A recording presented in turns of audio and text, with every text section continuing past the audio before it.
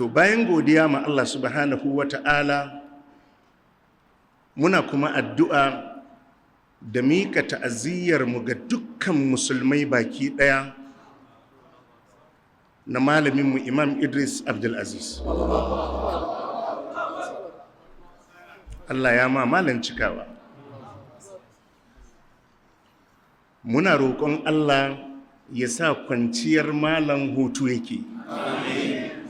Allah ya haska mishi kabarinsa. Allah ya lullube shi da rahama.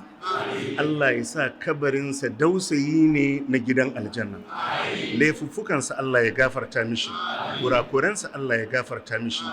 Iyalansa da zurriyarsa Allah ya musu albarka. Allah ya jibance su, Allah ya zama gatansu.